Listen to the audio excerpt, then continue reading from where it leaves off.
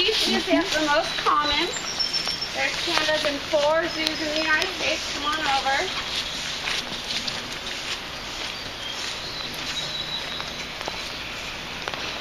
Gao, you look so uncomfortable. He's got his head all kinked up in the door. Aww. So this is my favorite there. This is GaoGao. And GaoGao is our adult male panda here. So I said there's 4 zoos total that have the pandas in the United States. Atlanta, Memphis, DC, and San Diego. So we're the only zoo on the West Coast, which is pretty impressive. And we have 3 bears total right now. We have had 6 cubs born here at San Diego. To put that in perspective, in the U.S., there's been 13 cubs born total. So we have a very successful breeding program, thanks partly to this man right here. So GaoGao, I say Gao knows how. GaoGao makes the wow wow. But Gao has kind of an interesting story. Gao is only 170 pounds.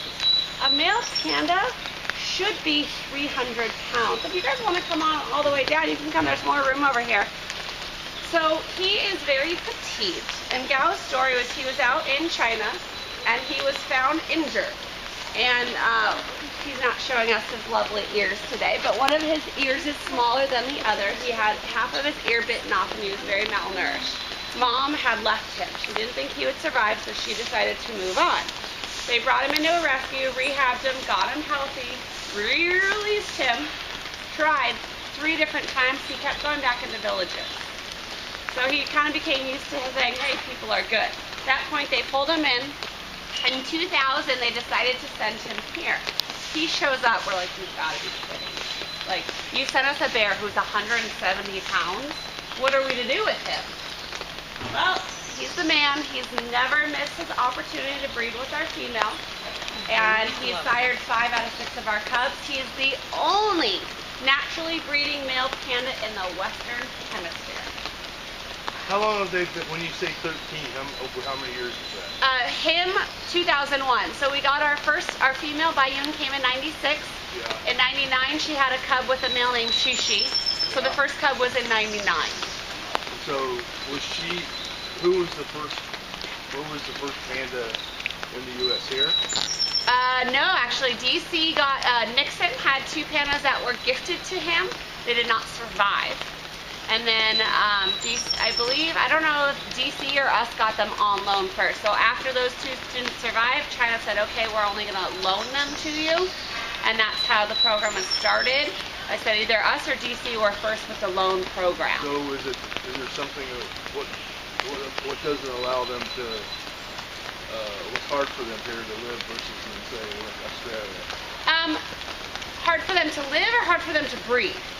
Either or. So living, I mean, that's up to China. I mean, any zoo could ask for panda. China is very particular because they're not just going to give anybody these bears because they are so endangered. There's only about 16 left in the world.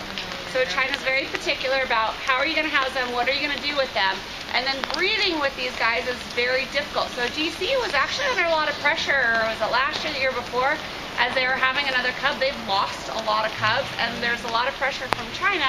If they weren't successful, China was going to pull them. Because the main goal to have the pandas here, not for you guys, the #1 goal why they're here is for research and learning, to help their species. So if we're not doing anything to help, why do we have them, kind of deal. And how many have you bred? How many here? We've had 6 cubs. So with their breeding cycle, why it's so difficult, pandas breeding cycle, breeding season is from January to about May. However, the female is only fertile in estrus for 3 days total. So your window of opportunity is very small. If you miss that window, you have to wait till next year. A lot of animals cycle regularly, some even monthly, not pandas, once a year for 3 days. So that's why that's difficult. And then they've also learned they don't always like each other, so they don't want to breed. Our first male, Shishi, he had some sinus issues and he couldn't smell. he couldn't figure out when she was in estrus. So when they're ready to mate, they start scent marking, and they scent mark all over the place, and that says, hey, I'm ready, hey, I'm over here. And he couldn't smell her. He couldn't figure it out. Now, again, this is 1999, and we actually, 98, we tried too. We're like, let's try some new things. So we decided to play a recording of pandas breeding to see if that would stimulate him. You know, he heard other pandas doing it. And we played a recording, and he kind of perked up and looked at it, went back to bed. Now, Bayun, who you'll get to see, Bayun went over to the recorder and turned her booty to it. She was like, anybody? That was pretty funny. So after they did artificial insemination in 99, that's how we had our first cub. And then he went back to China and we got him. Why, how? You know, he knows what he's doing. Do they release the cubs when they're old enough? So that's a good question. Do we release the cubs? So the cubs go back to China, and we always joke that they're made in the USA, working in China. Because even though they're born here, they're still property of China. So they go back to China, and we in particular work with a reserve in Wulong. And that reserve in Wulong is kind of a natural wildlife setting, and they are trying to get them more to be wild bears. Now, her first cub is a great example. Wamei has gone over there. Wamei says, where's breakfast? She's been, hand served here at the zoo, so she's not going to be able to go back into the wild.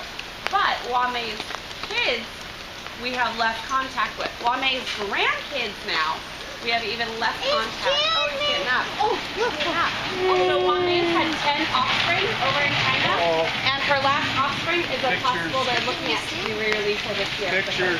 So really, really cool to see all of our hard work starting to flip around now. So he has access to his bedroom. GaoGao is an elderly bear as well. We think he's 25. I joke I feel really bad for him because every year he goes up for his physical and they add years to think he's even older. Like, stop aging him quicker. Nobody likes to get older quicker. But because he was a rescue, we really don't know his exact age. They think he's around 24, 25 years old. In the wild, bears are only pandas live 18 to 20 years. In zoos, because again, you've got the best health care, breakfast, lunch, and dinner served 2 to 3 times a day, we're seeing them live into their 30s. Now, what we are studying with Gao is geriatric panda care. What do pandas eat? Bamboo. If you guys ate very hard, if you ate carrots and only carrots for 20 years, what's going to happen to your teeth? They're not going to do so well. So bamboo is very, very hard, very solid. So his teeth have started to break, his teeth have started to wear down. So we've had to adjust his food. We have had to learn about geriatric panda care. How do you take care of his teeth as they are going? How do we get him the proper nutrition? So he gets baked pork. He gets a special panda bread that takes 24 hours to cook just for him. Also, he gets all the smaller pieces of bamboo. You'll never see him with a big, big piece because that is problems for his teeth. He's had root canals done. He has a bridge put in. He's had more dental work than you can imagine.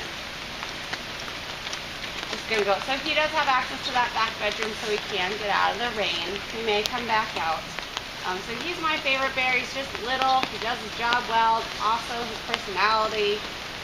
When it is breeding season, he'll usually be next door and mom will be here. And how that goes, because you can see they're not together. So pandas are a solitary bear. They are aggressive. They are not nice bear.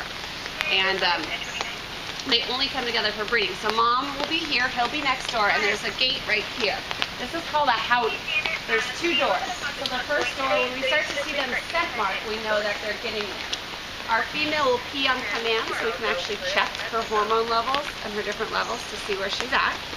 And he cracks me up because when you are scent marking and trying to find a female, you want to be a big male, right? You want to be a big bad panda. So he will do handstands and do a handstand and scent mark on the tree to make it higher. Smart, right? Do all the pandas do that in the wild, or is it just him because he's little? That I don't, some of them, but that's his way to be a big panda. He does that now. He figured that out on his own. So yeah, so we'll bring them over here. We'll open one door so they can see each other. Once our female starts going over to that door and presenting, this place gets shut down and they have access to each other. Sometimes they can be together for 3 days. Sometimes they do the job and she goes to go home. They're not lovey-dovey bears, ever. Not even that time of year. It's like, do your job, get out of here. We can cruise next door to see if our youngest panda, Shally Wu, is out.